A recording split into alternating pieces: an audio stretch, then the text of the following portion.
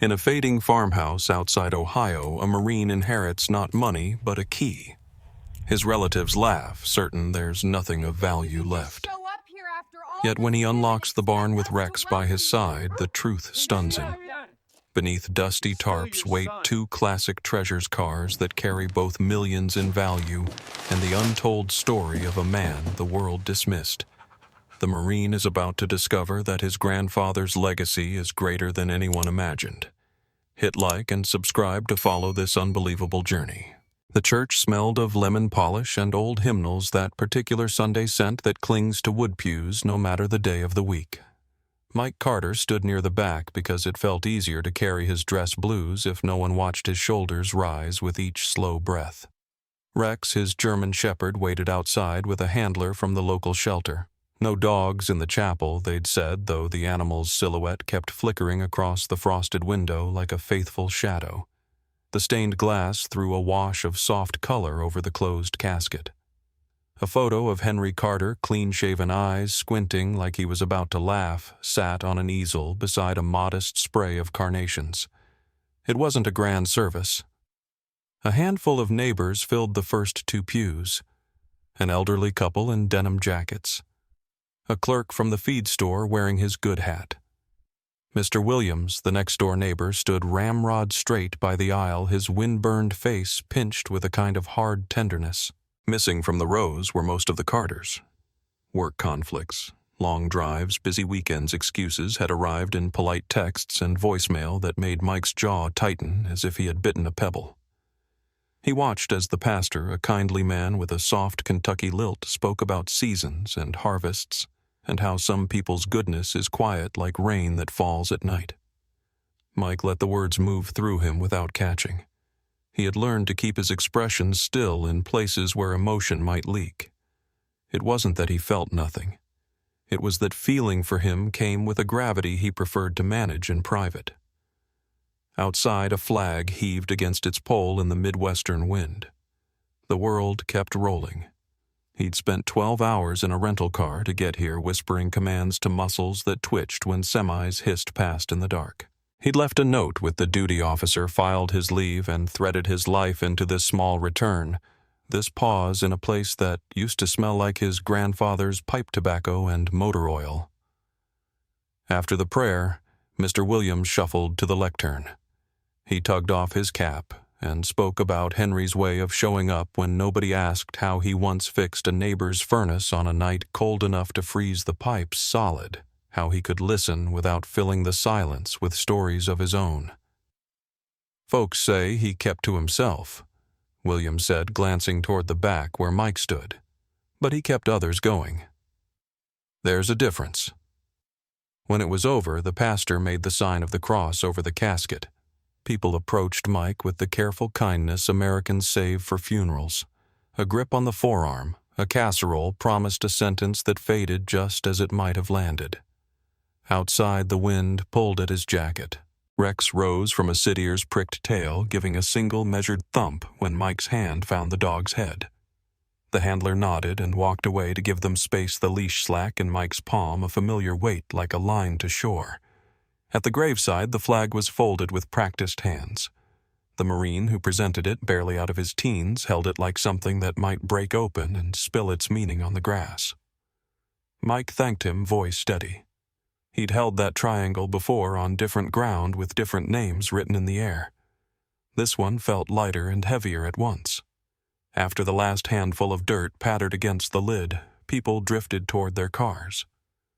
Mr. Williams lingered. He stood close enough that Mike could see the scrape on the older man's knuckles, a thin line of red where work had slipped past flesh. Your grandfather wasn't what people said, Williams murmured. He had a way of tucking the best of himself where only the right eyes could see it. He fished in his jacket, then stopped as if thinking better of it. You'll know soon enough. The church basement offered coffee in styrofoam cups and sugar cookies on paper plates. A woman who had known Henry since he was a young mechanic said he used to hum while he worked some tune from a station that barely came in on a kitchen radio. Another remembered him teaching a teenager to change a tire in the parking lot after service sleeves rolled, no scolding, just patience. Mike listened and nodded, grateful for stories that painted a fuller picture than the family's shrugging one-liners.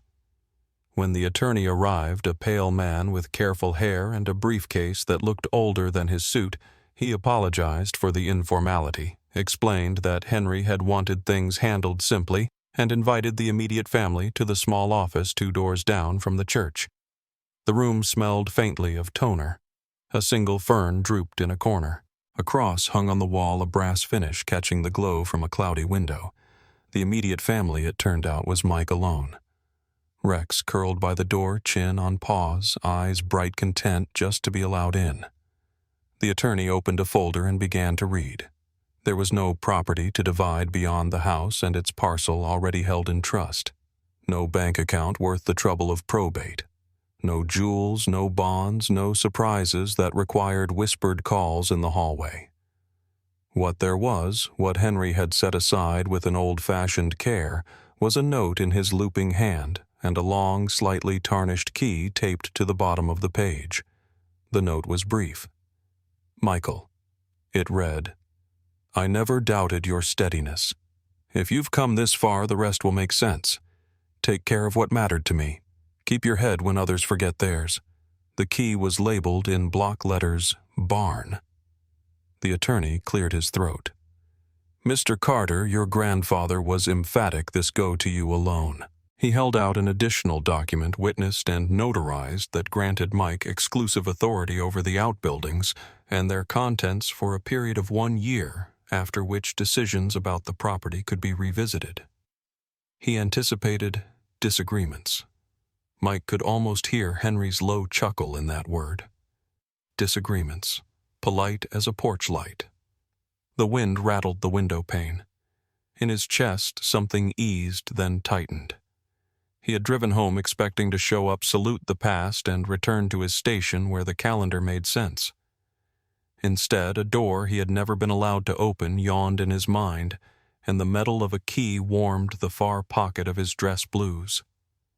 Mr. Williams knocked softly and poked his head in. "Forgive me," he said to the attorney, then to Mike. "You'll want to get to the place before dark. Roads out there turn to shadow quick this time of year." His eyes flicked to the key. "Locks stick, but they give if you ask right." Back at the rental, Mike removed the blouse of his uniform and hung it with a deliberate hand. He changed into jeans and a flannel he'd kept in a duffel since Quantico days, the fabric softened by time and laundry soap. He set the triangularly folded flag on the passenger seat. Rex hopped in after a brief command settled and watched the window as gravel spit from under the tires when they turned down the county road. Fields rolled out like a quilt stitched from stubble and ice. The farmhouse appeared all at once the way places do when the land wants to surprise you. White paint weathered, a porch that dipped in the middle like a sentence trailing off. The barn sat behind it, a long-shouldered building with a roof of tin dulled to gunmetal doors that met in the middle like a failed handshake. The place smelled like November damp wood old hay, the faint memory of gasoline. Mike parked under the bare maples. He stood with the key in his palm, feeling its teeth, its age, its promise. Rex ranged ahead on the leash nose-mapping sense that told stories he couldn't read yet. The sun lowered itself toward the tree line, a red coin smudged by thin clouds. He could hear a distant tractor, and closer the ticking sound cars make as their engines cool. Familiar noises. American noises. He stepped onto the porch, looked at the lock on the barn from where he stood, and understood something that put a clean edge on the day grief had brought him home. But obligation would not be what kept him here. He was a Marine. Orders had shaped his life since he first stood on hot concrete and learned how to listen with his spine. But this wasn't an order. It was an inheritance of trust. That felt heavier and cleaner than duty. He slid the key into his pocket and reached for the house door first. Lights, he told himself. Warmth. Paperwork. Then the barn.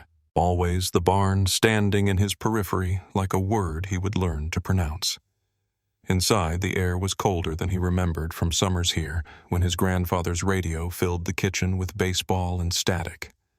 The rooms had the crisp look of a place paused mid-thought, a mug on the counter, a jacket on the back of a chair, a calendar stuck in the month of June. The stillness wasn't empty. It was attentive. Rex sniffed the baseboard's tail, moving with quiet purpose.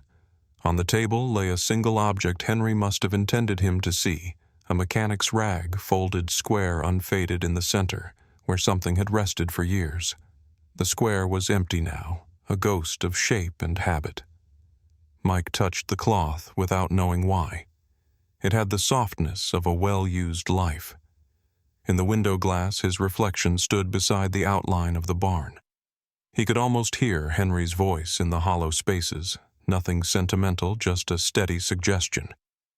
Keep your head. Ask right.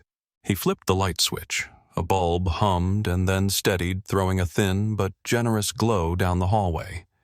He made a quick circuit of the rooms, noting what needed securing, what could wait. He didn't linger. The day's edges were crisping into night, and the barn door seen now through the back window had taken on the dignity of a threshold. He clipped Rex's leash to his collar again, patted the dog's chest the way he had before clearing rooms overseas, and smiled despite the cold raising pins along his forearms. "Easy, boy," he said, voice low and even. "We'll go slow." Outside, the wind lifted and set down with the softness of a blanket.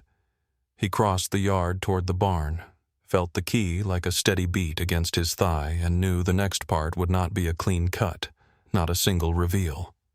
It would be a series of life unspooled, each lock giving to the right kind of pressure, each hinge learning to move again. Mike stood in the hallway of the farmhouse with Rex padding softly at his side, the sound of the dog's nails clicking lightly against the wood floor carrying in the silence of the house. The bulb overhead hummed as if uncertain of its own strength, casting uneven light on walls that had absorbed decades of breath arguments and quiet evenings. The smell of cedar mixed with faint traces of motor oil, and something sweeter, maybe pipe tobacco, long retired, and it pulled him back to childhood summers when this place seemed endless and safe. He told himself he would begin with the upstairs, the room his grandfather had retreated to in his last years, because it seemed both respectful and practical.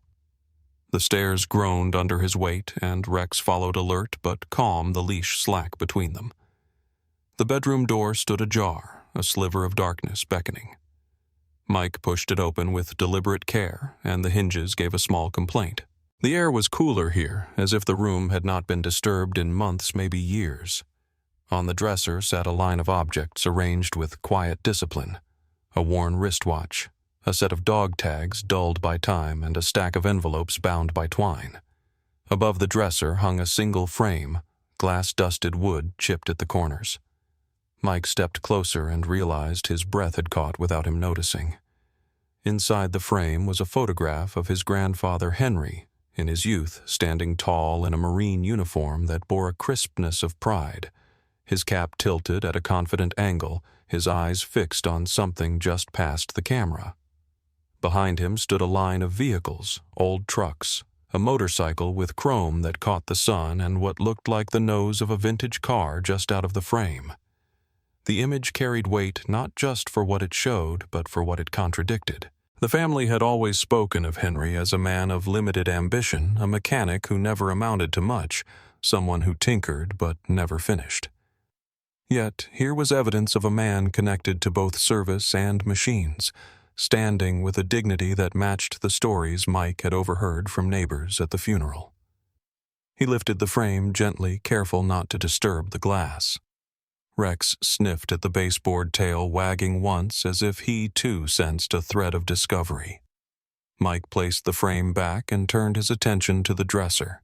The top drawer slid open with a little resistance, revealing shirts folded neatly. Flannel softened with wear undershirts yellowed at the collar. Beneath the stack, his hand brushed against the corner of an envelope. Pulling it free, he saw his grandfather's handwriting across the front, though no address, no stamp. The paper was aged edges curled, but the ink remained strong. He hesitated, then unfolded it, his eyes tracing words written decades earlier. The letter began simply, "To those who may one day care to understand." Henry's words poured out in steady lines describing a dream of restoring classic vehicles, of building something lasting from engines others had given up on. He wrote of wanting to race not for glory, but to prove that perseverance could outlast ridicule.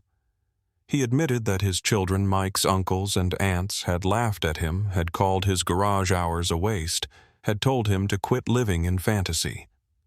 "They do not see the value in work that does not pay today," Henry had written. "But I have never cared for quick profit. I care for what endures, even if the world forgets to clap for it." Mike felt the letter anchor in his chest like a stone dropped into water. He read on, finding passages where Henry confessed that he had hidden much of his ambition out of exhaustion from defending it.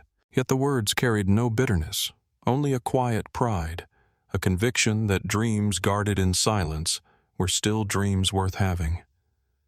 Rex rested his head on Mike's knee, sensing the shift in mood.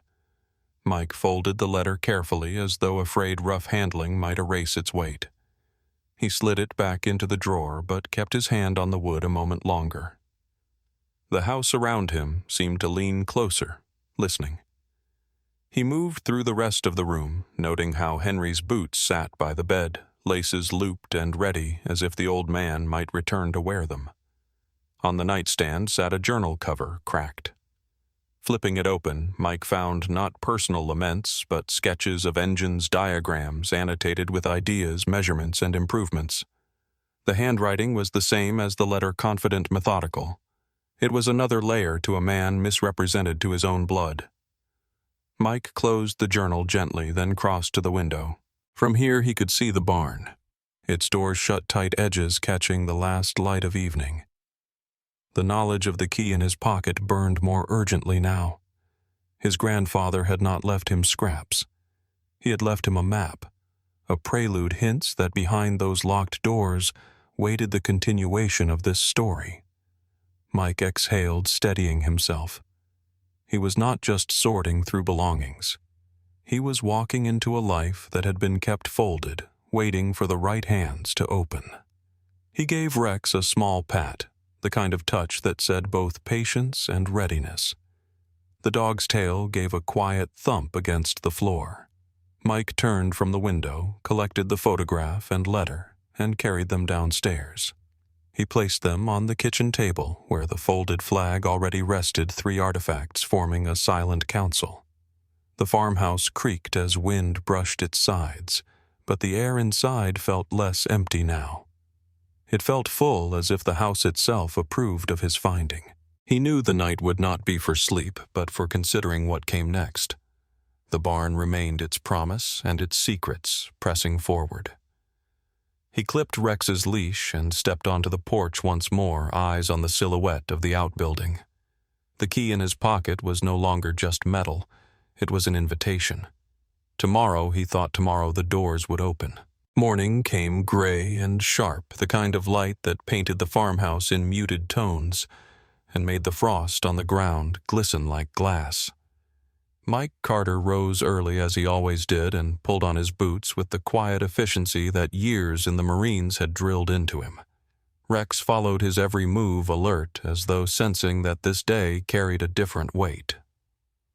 Downstairs, the photograph of Henry in uniform and the folded letter lay where Mike had left them on the kitchen table, joined now by the triangular flag.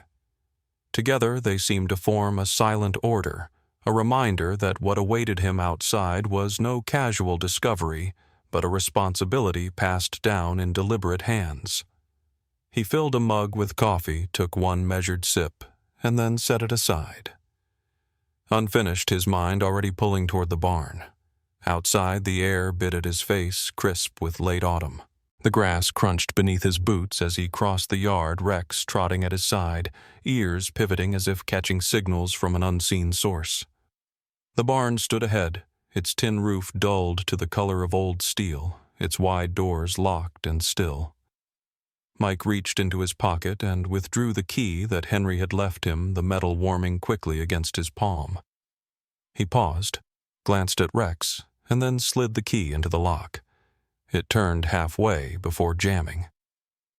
Mike frowned and tried again more firmly this time, but the lock resisted with a stubbornness that had nothing to do with rust or age. Pulling back, he crouched to study it closer. The key fit, yes, but there was another lock looped through the hasp below it, newer, shinier, and clearly not placed by Henry.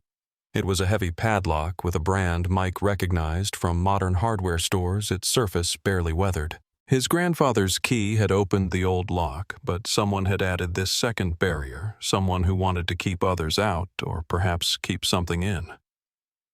He ran a thumb along the padlock's edge and felt a tension rise in his chest. If Henry had intended secrecy, he would not have left a second lock unexplained. This meant another hand had been here interfering with the trust meant only for him.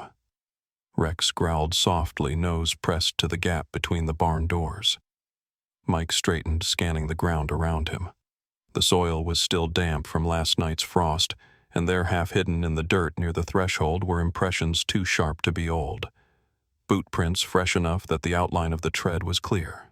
He crouched and studied them, recognizing the pattern not as military issue but as a common work boot sold in town. The size was large, heavier than his own, suggesting a man who had been here recently, close enough to leave marks not yet softened by weather. Rex circled nose to the ground, tail stiff with intent. The dog moved along the barn's edge, pausing to sniff at the wooden siding, then pressing his snout to the grass where the tracks led away. Mike followed, noting that the prints veered toward the fence line, then disappeared into the harder gravel of the road. Whoever it had been had stood here at Henry's barn, perhaps trying to force entry, then walked off without success. The thought made Mike's jaw tighten. This was no idle curiosity. Someone had known or guessed that the barn contained something worth guarding.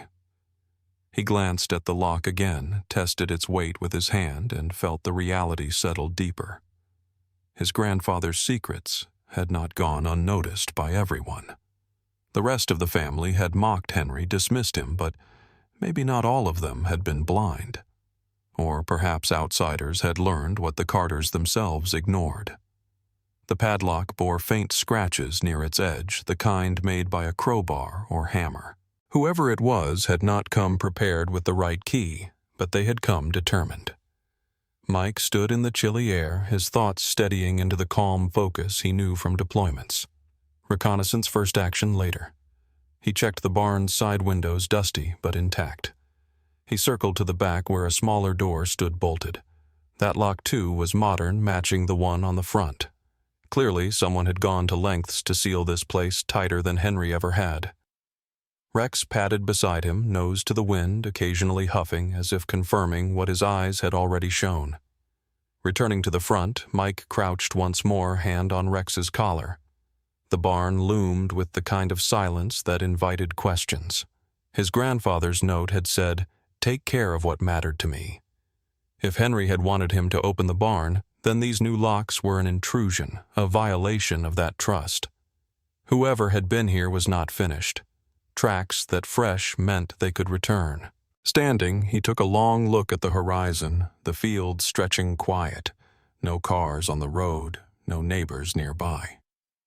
He felt the distance of the Midwest, its wide spaces, both shelter and exposure. He pulled out his phone, considered calling the sheriff, then slid it back into his pocket. Not yet. He wanted to see what was inside before bureaucracy tangled with it.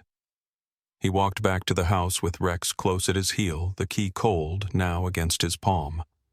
Inside, he sat at the kitchen table and spread the photograph, the letter, and the folded flag in front of him again. He added the discovery in his own words, whispering as if to Henry himself. "There's another lock, Grandpa. Someone else has been here." The words steadied him. He wasn't talking to air. He was talking to the memory of a man who had planned carefully. Mike knew how to wait, how to study a target before moving. Tonight he would rest, but tomorrow he would return with tools, with patience, and with the knowledge that someone else's shadow had already crossed this threshold.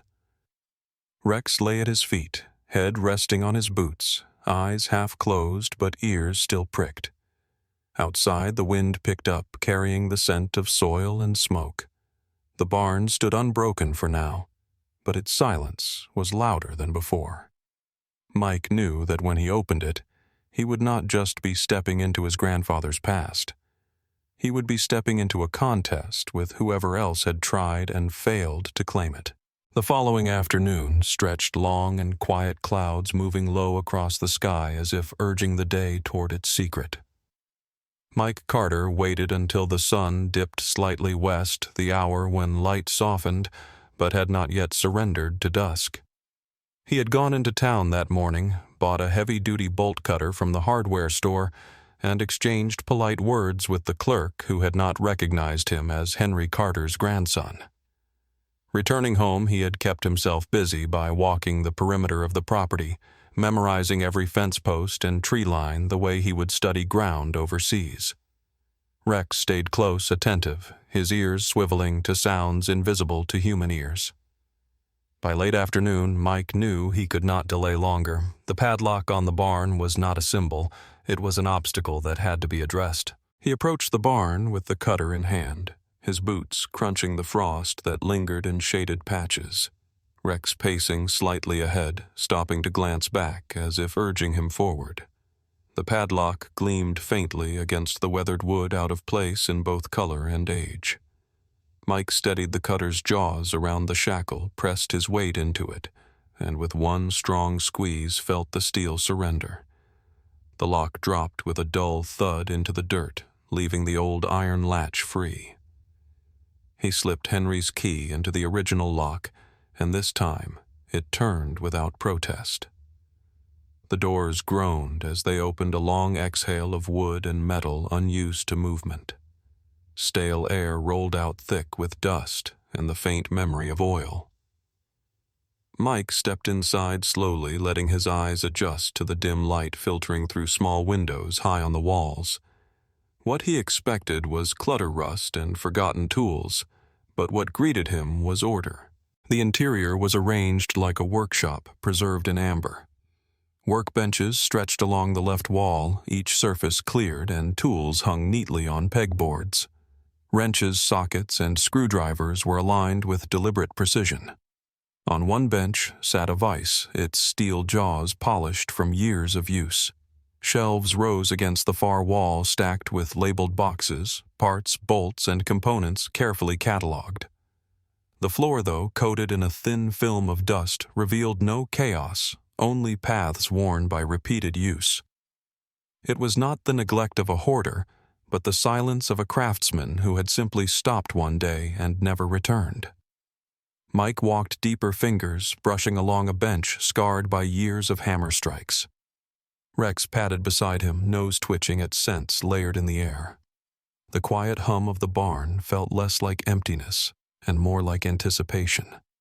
In the far corner, under a canvas tarp that sagged with dust, stood two large forms. Even beneath their covers, their shapes carried presence, low, sleek, purposeful. Mike approached, his chest tightening with the recognition that this was not scrap metal. He reached for the edge of the tarp and pulled it back. Dust erupted in a cloud, making him cough once, but as it settled, the lines of a machine revealed themselves. The paint was dulled but unmistakable. The long hood, the sharp fastback, the twin headlights of a Ford Mustang Shelby GT500 1967. Its blue body, now muted, still carried the defiance of its era, a car built for both muscle and elegance. Mike circled it slowly, his hand hovering over the surface, not daring yet to touch. The tires sagged slightly. The chrome dulled, but the car's soul was intact, waiting. He glanced at Rex, who sat watching tail, giving a single wag as if sensing the gravity of the discovery. Beside the Shelby, another tarp waited. Mike gripped its edge, his palms damp. With one motion, he pulled it free, revealing a Chevrolet Corvette Stingray 1963, its split-window design unmistakable, painted in a red that even through layers of dust seemed to glow. The curves were graceful, balanced by the aggressive stance of a machine born to move. Mike stood silent, taking it in. These were not random finds. They were deliberate treasures preserved and hidden. He imagined Henry's hands on the wheels, the hours spent tuning engines, the quiet satisfaction of creation away from the noise of criticism. Here in this barn, the old man had lived a life no one else had cared to notice. Mike opened the driver's door of the Shelby. It resisted but gave with a groan, revealing a leather interior cracked with age but intact. The steering wheel bore the Carroll Shelby emblem, faded but proud. He lowered himself into the seat, felt the weight of history press against him the way it pressed in combat zones when he walked ground layered with old battles. This was not just a car. It was a statement of who his grandfather truly was. Standing again, he crossed to the Corvette, peering through its window. The gauges rested silent. The dash cracked but original. He imagined Henry sitting there smiling in moments when the world outside thought he was wasting time. Mike straightened the reality anchoring him. His grandfather had built a sanctuary not of tools alone, but of dreams turned tangible. The barn was not clutter. It was a temple of precision and loyalty. The family had mocked Henry for tinkering. Yet here stood two machines worth fortunes not only in money, but in legacy. Mike's eyes swept the walls again. Beside the shelves were framed photographs he had not noticed at first, images of car shows Henry beside these very vehicles, grinning in a way Mike had rarely seen in life. There were plaques to modest awards for local races, their inscriptions faded but clear. This was no fantasy. Henry had lived it quietly without bragging because he must have known the family would not understand. Rex barked once sharp, but not alarmed, as if punctuating the truth. Mike reached down, patting the dog's shoulder, then turned back to the cars. His mind flickered with questions. How had Henry acquired them? How had he kept them hidden? Who else knew? The fresh lock on the barn door suggested someone had suspected, maybe even discovered. These cars were not just history. They were targets. Mike felt the old discipline settle in him again. Observation first, then strategy. He would need to secure the barn, check the documents, and trace the path his grandfather had walked. But more than that, he felt a stirring of pride that eclipsed the anger.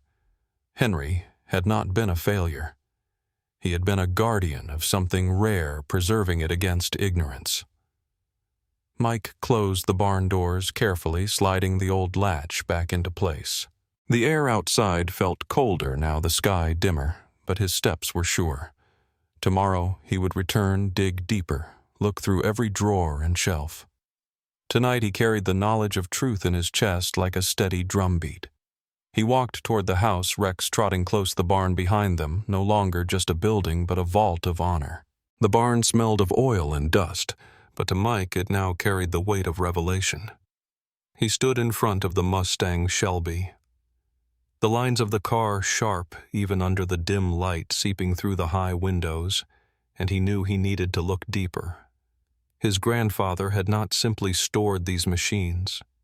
He had lived with them, cared for them, hidden them with intent.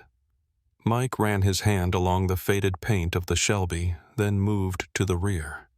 The trunk lock was stiff, but gave after some effort, and when the lid lifted, a rush of stale air carried the scent of old paper. Inside lay a stack of folders, worn but intact edges curled with time. He pulled them out carefully, brushing dust away.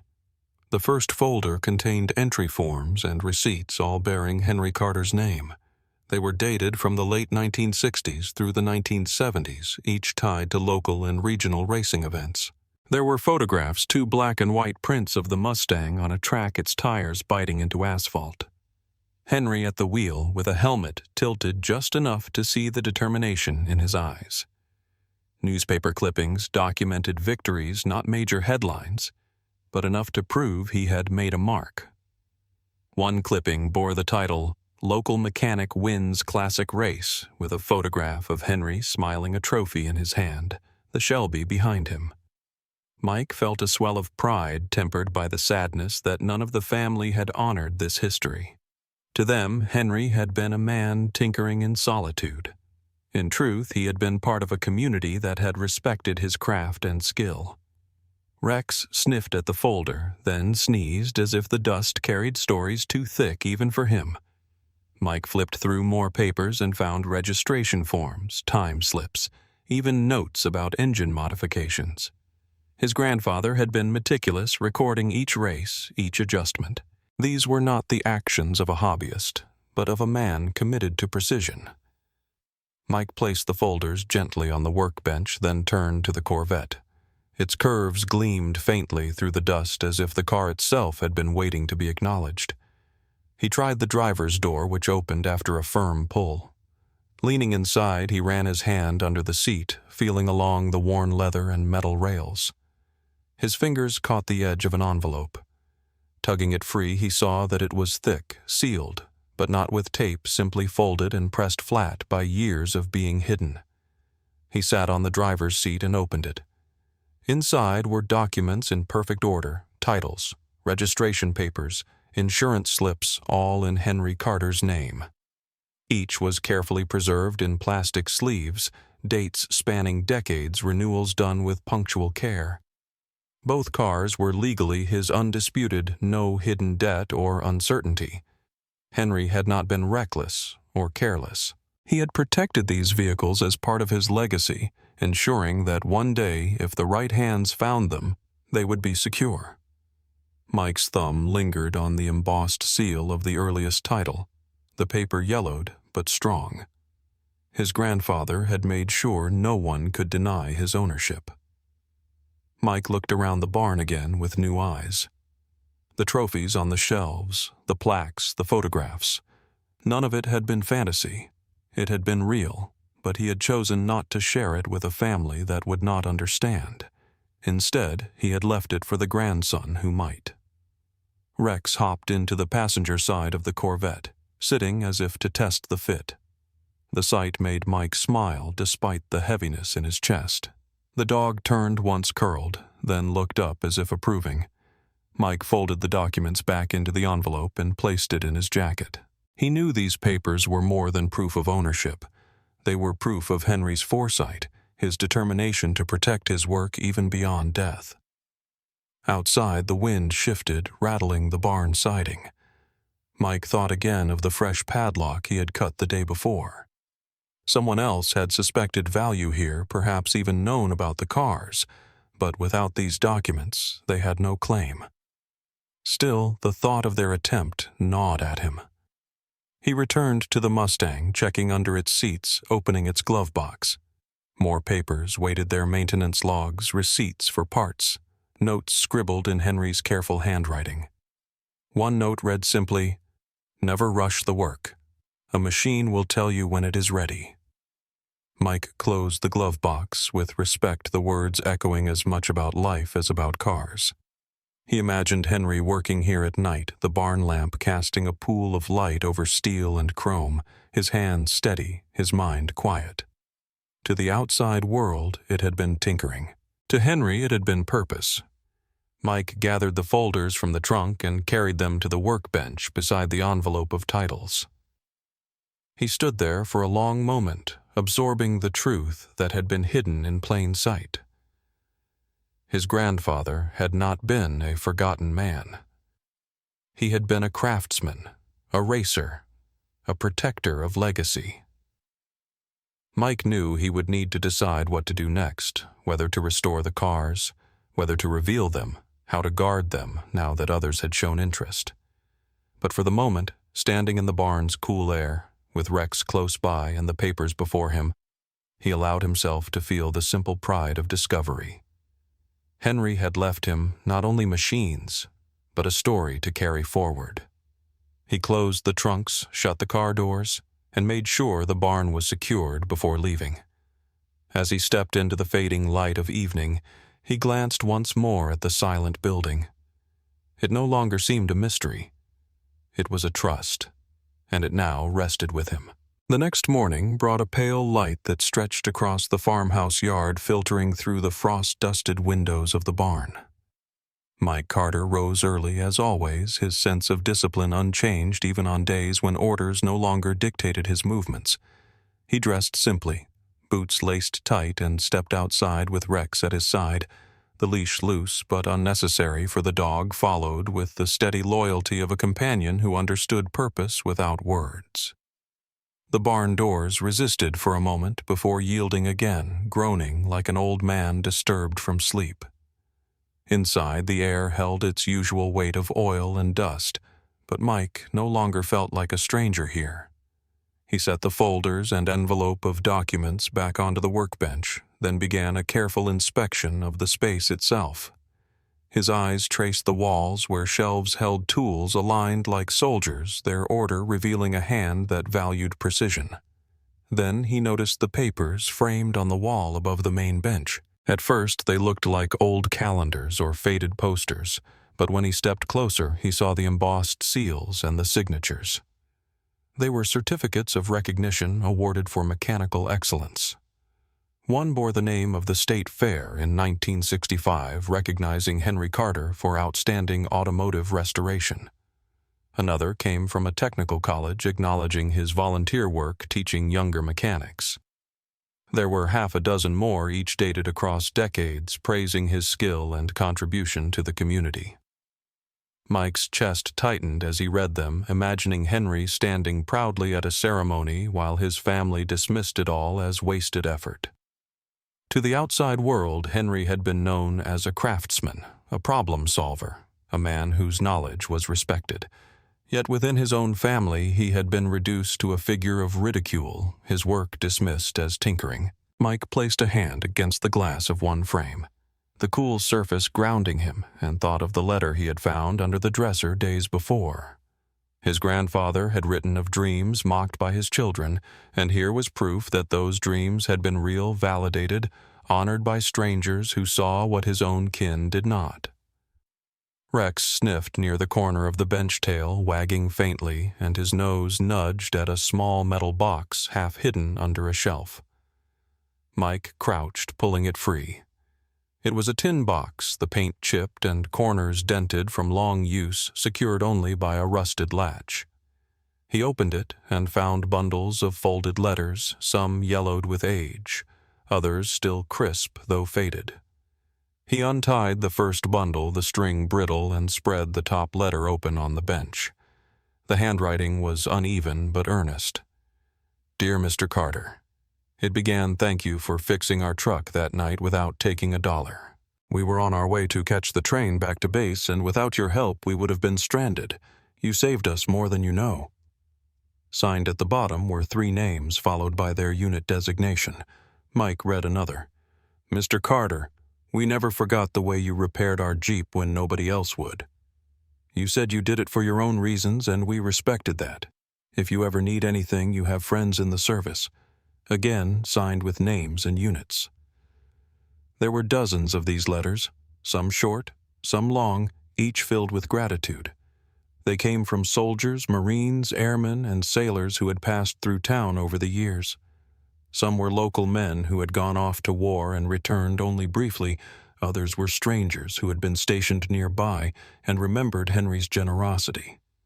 The common thread was clear: he had repaired their vehicles, often military surplus or personal cars, and refused payment.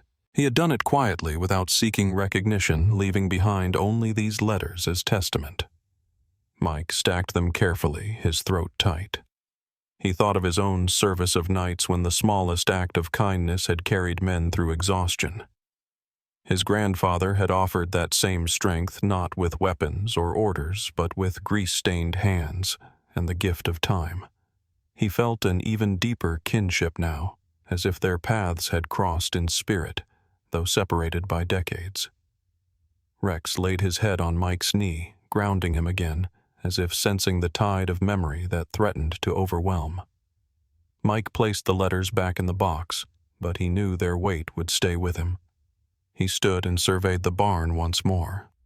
The certificates on the wall and the letters in the box painted a picture his family had never acknowledged: Henry Carter, the respected mechanic, the quiet benefactor, the man who turned wrenches not for profit, but for loyalty and pride. It was a legacy hidden in plain sight, preserved here in wood and paper while the world outside forgot. Yet the memory of the padlock still lingered.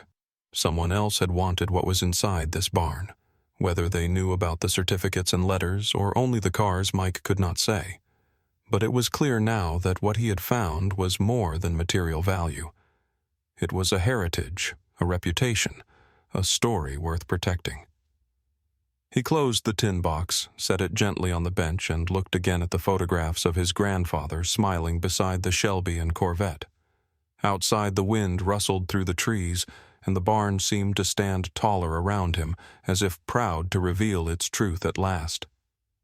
Mike locked the doors behind him, his grip on the handle firm, and returned to the farmhouse with Rex at his side. The night ahead would be for thought and for planning. The evidence of who his grandfather had been was undeniable, and it was now his responsibility to guard it from those who would dismiss or destroy it. The farmhouse had grown quieter since Mike uncovered the tin box of letters, but peace never lasted long where greed had a chance to breathe.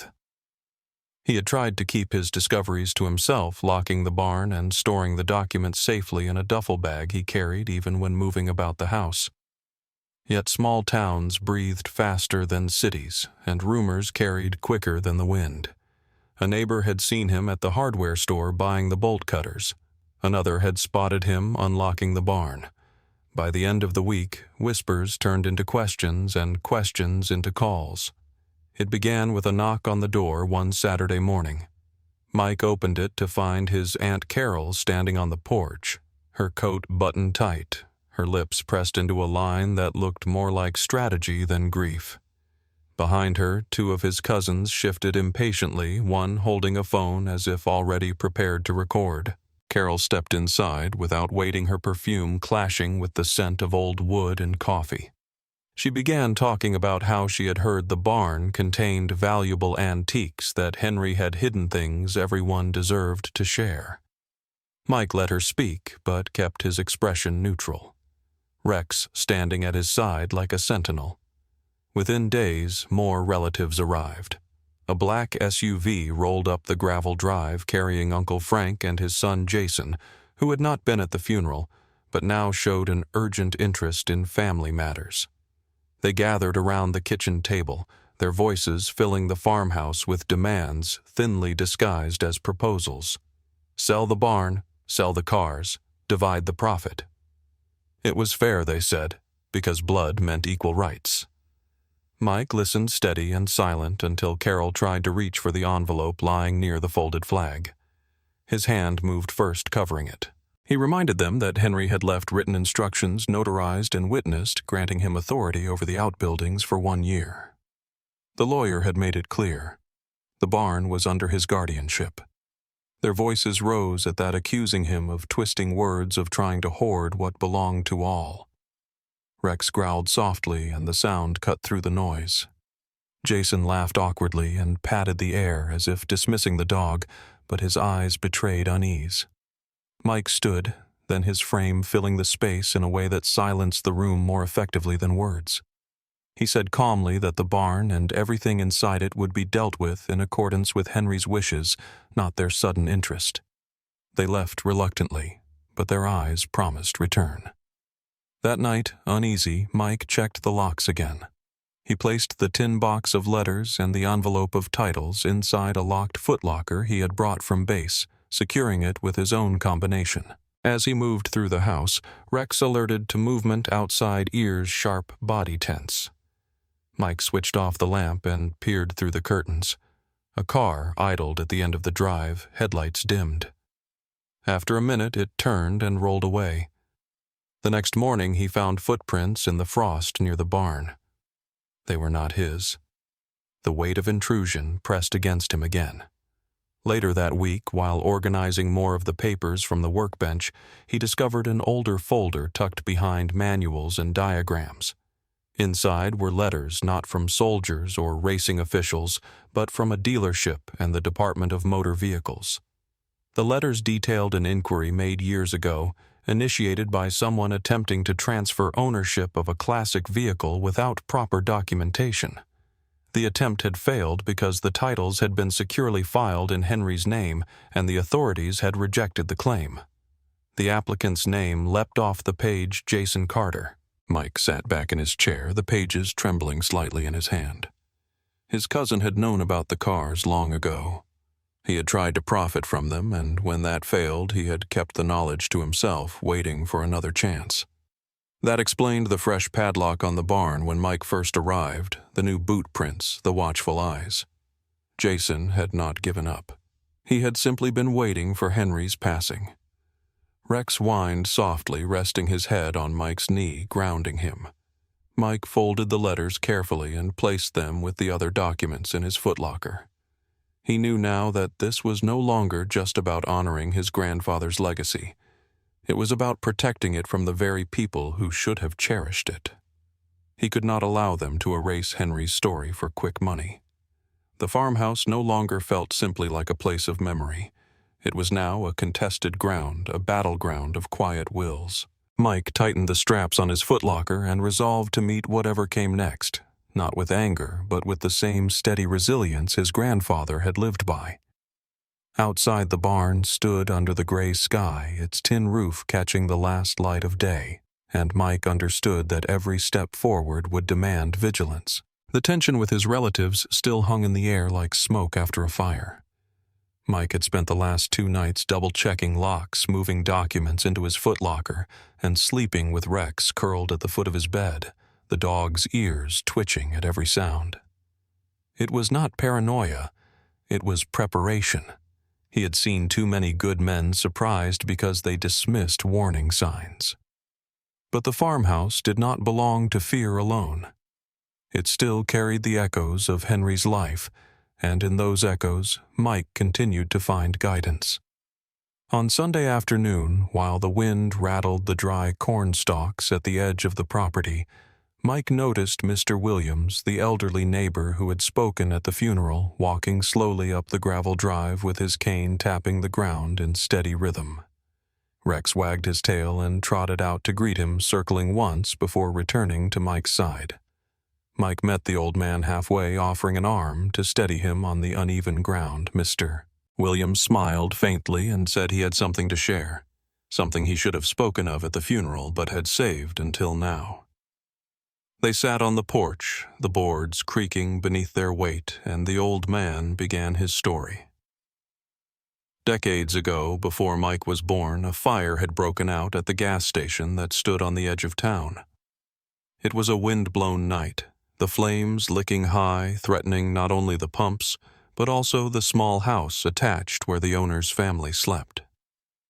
Most of the town had gathered at a distance, fearful of the explosion that could follow. Fire trucks were delayed miles away on another call. But Henry had not stood still. According to Williams, he had roared into action with his Corvette hooking chains to drag a delivery truck loaded with flammable drums away from the station. With the car straining tires smoking, he had pulled the vehicle far enough to give the family a chance to escape, and the station to avoid a complete inferno.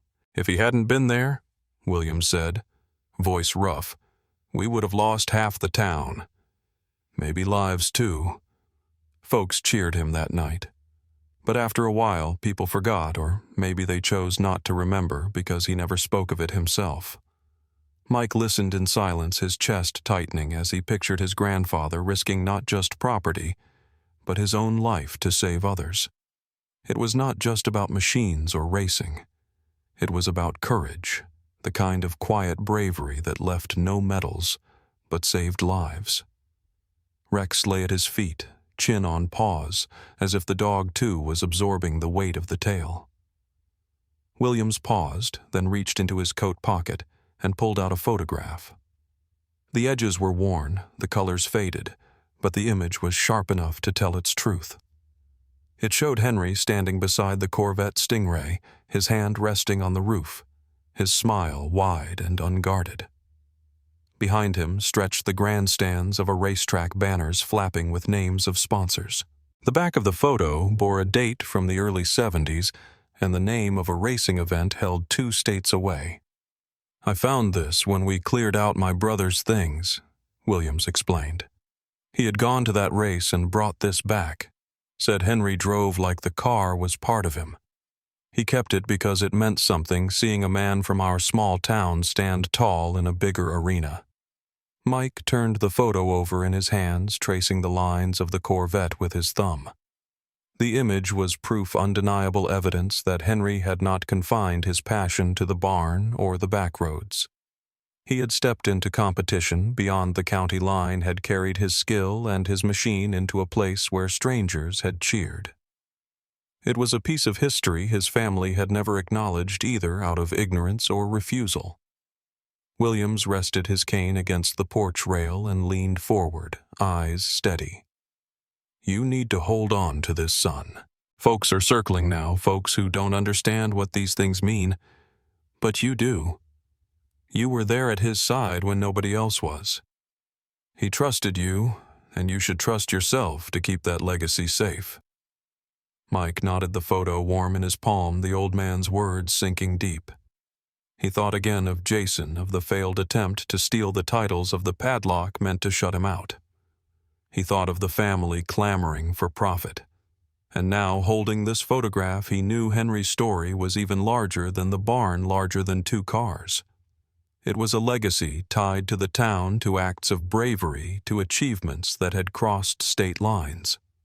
As the sun lowered, casting long shadows across the yard, Williams rose with Mike's help, placed a hand briefly on his shoulder, and then walked back down the drive, his cane tapping in rhythm with the heartbeat of memory. Mike stood there until the neighbor's figure vanished into the distance. Then he looked down at Rex, who wagged once, and together they stepped back inside.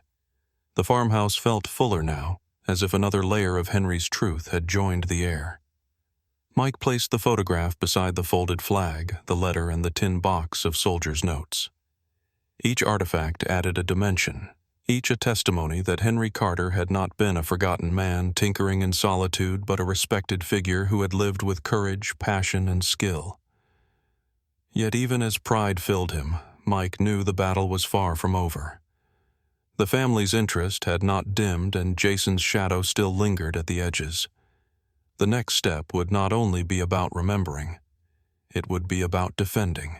The photo Mr. Williams had given him remained on the kitchen table through the night, its edges catching the dim light of the lamp, a silent witness to Henry's hidden life. Mike Carter hardly slept. He sat with Rex at his feet, listening to the sounds of the old farmhouse creaking in the wind.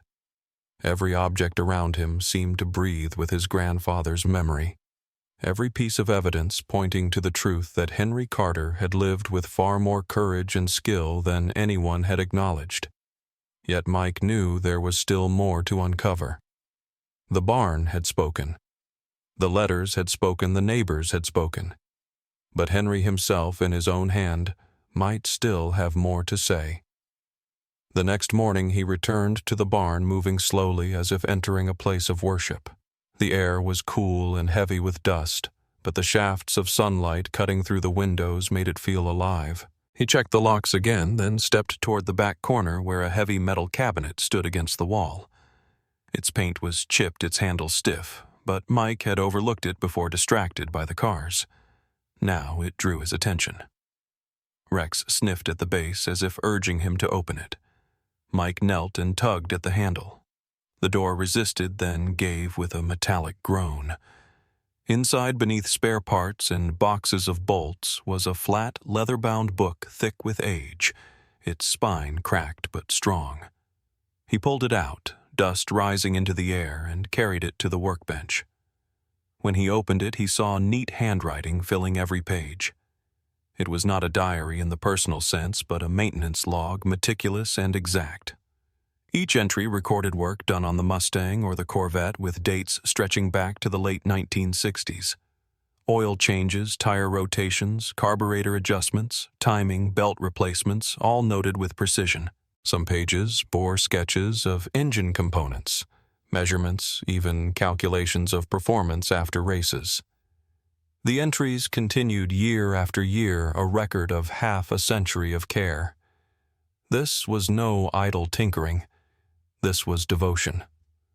Mike turned the pages slowly, the words becoming a timeline of Henry's life. Here, an entry after the gas station fire noting damage to the Corvette's tires. There another after a local race describing the Shelby's engine running hotter than expected. The log was a map of a man's quiet dedication, evidence of discipline that matched any Marine's field record.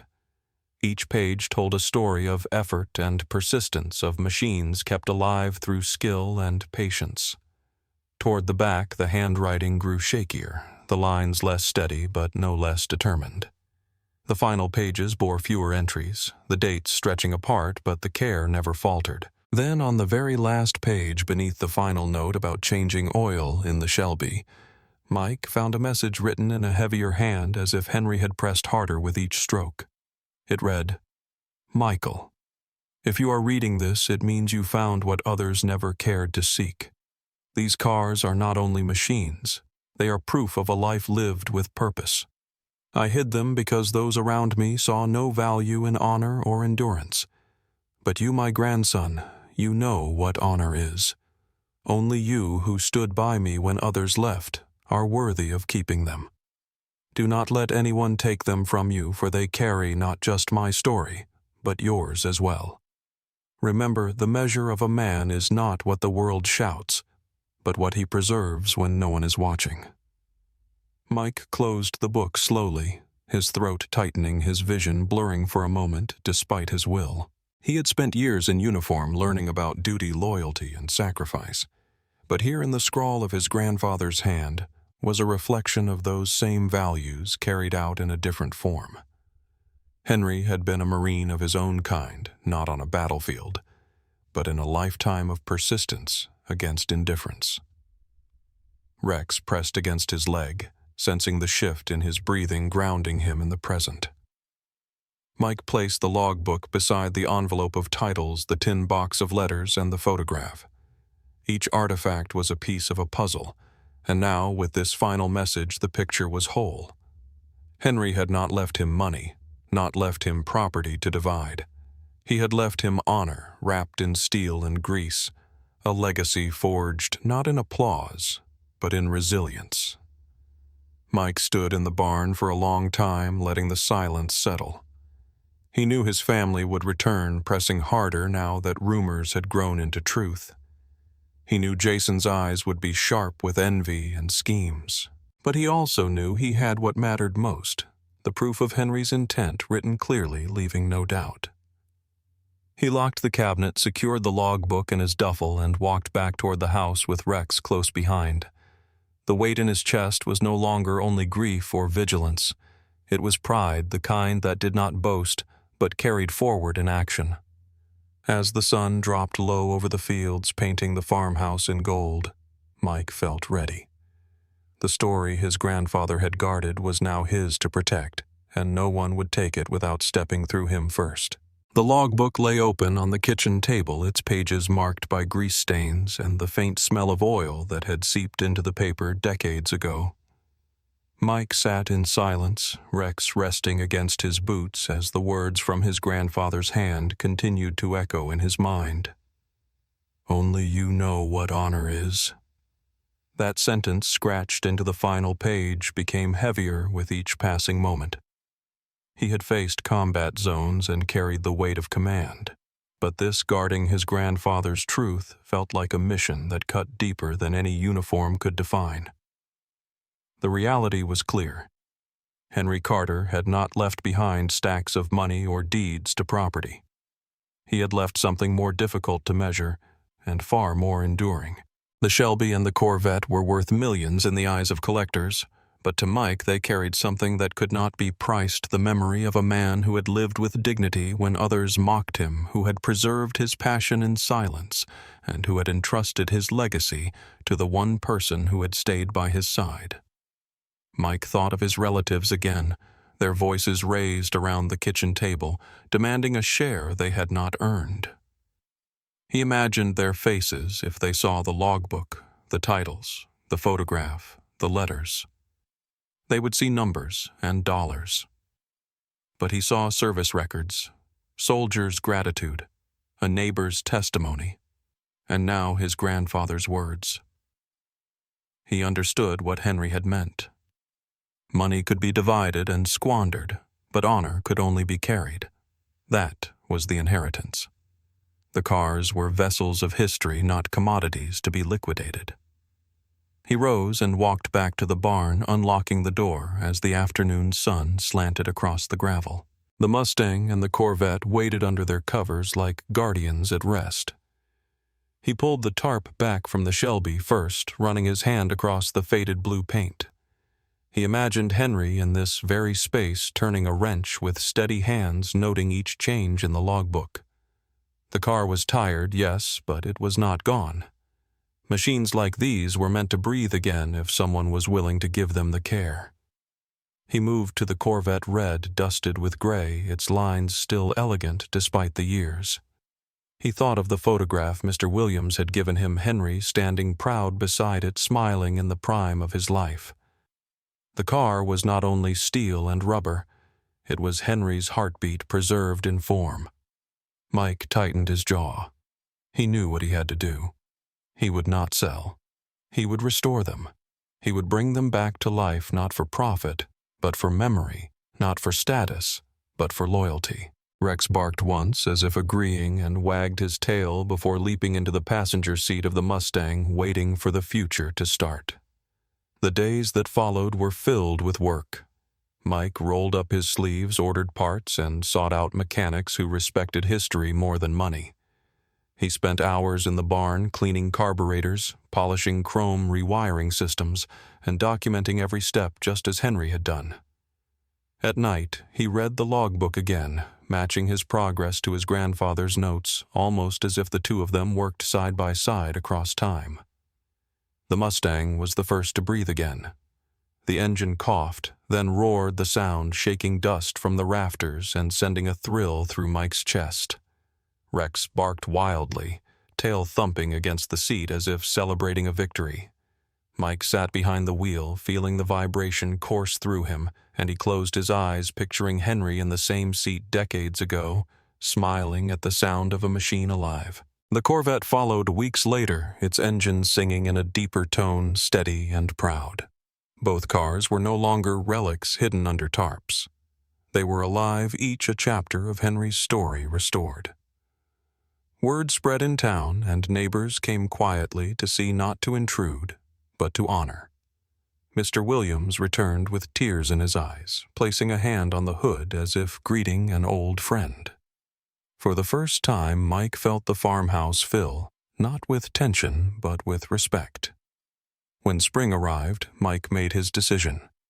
He signed up for a classic car rally 2 towns over, not a race for prize money, but a gathering of enthusiasts who drove for love of the road.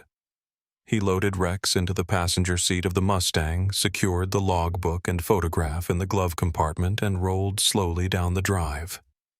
The car purred beneath him, the field stretching wide on either side, and the farmhouse grew smaller in the mirror, but not in memory. Rex leaned against him, ears lifted to the wind, eyes bright with the joy of movement.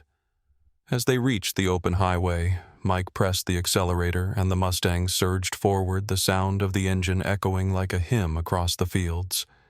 He felt his grandfather there in the roar, in the wind, in the strength of the machine. This was not an ending, but a continuation. He was not just driving a car. He was carrying a legacy, honoring a man who had been overlooked, and writing his own story on the same road. The horizon stretched ahead, painted gold by the setting sun. Mike glanced at Rex, who panted happily in the seat beside him, and then looked back to the road. Together, man and dog Mustang and memory, they drove toward the horizon, carrying past and future in one steady motion. That was the story of a Marine, his loyal dog, and the legacy his grandfather left behind. What part surprised you the most? The hidden cars, the family's greed, or the final drive toward the horizon? Share your thoughts in the comments and let us know where you're watching from. And if this story moved you, remember to like this video and subscribe for more powerful stories like this one.